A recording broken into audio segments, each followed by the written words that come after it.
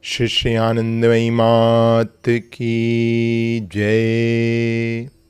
Bholanath received an unexpected message from head office of collectorate in Dhaka with the instruction to leave Bajitpur.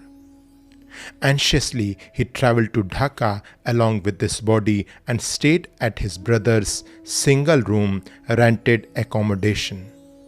The property belonged to Chintaharan Khushari, the landlord's nephew, who had just graduated as an engineer, was also visiting.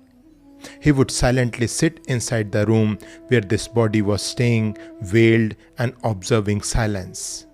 One day, the boy wrote on a sheet of paper nearly 100 times, "Ma, Ma, Ma. You are Jagat Janani, Vishwa Vyapini, Vishwa Rupini, Raj Rajeshwari Ma. You are mother of the world," and many more such words. Bholanath, not finding his work situation encouraging, considered sending me elsewhere. This body suggested to him to wait for another 3 days and see what came up. Within this time, he received his posting to Shahbag. On Thursday, April 10, 1924, we reached Dhaka and arrived at the garden known as Shahbag on Wednesday, April 16, 1924. A few days after our arrival, there I said to Bholanath, "I see that there is a Siddheshwari here. Is there any tree around by that name as well?" He pointed to some big trees near Shahbag at the Buroburi Tal, to which I replied, "Not these." Every evening we would visit the neighboring Ramana Kali temple to observe the Aarti there. One evening, Bholanath's friend Baul Chandra Basak accompanied us on our way back home. Conversing with him, we learned a great deal about the Siddheshwari Kali temple. Bholanath requested him to take us there someday. In the month of Ashadh, that is June-July, Bholanath and I visited Siddheshwari accompanied by Baul. At the temple gate, we saw a giant peepal tree that had been partially uprooted by a storm and was now growing in a slanting position. Immediately, this body remarked, "This is the place, and this is the very tree that I saw when I was in Shahbag, but there must have been more trees here earlier."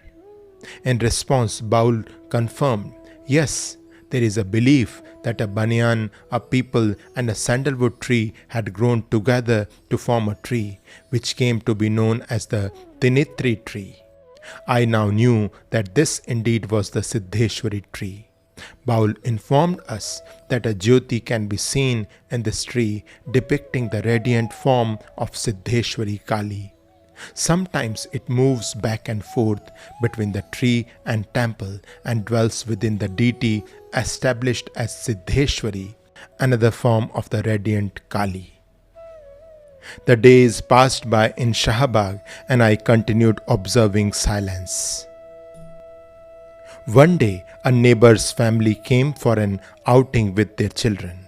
On seeing me, they exclaimed, "She's so pretty, but probably dumb as she does not talk."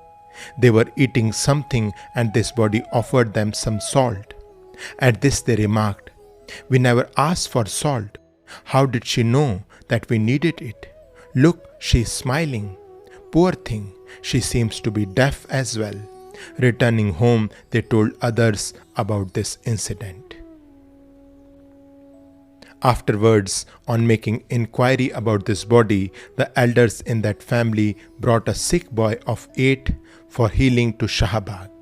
The boy was an invalid. Through gestures, I told them to bring him another day, and when he came back the second time, this body took him on her lap and kept caressing his entire body with her hand. The boy lay there quietly. Later they left and I came to know that he had recovered fully. One day when he came to Shahbag, I saw him running about. Shri Anandamayi Mat Ki Jai.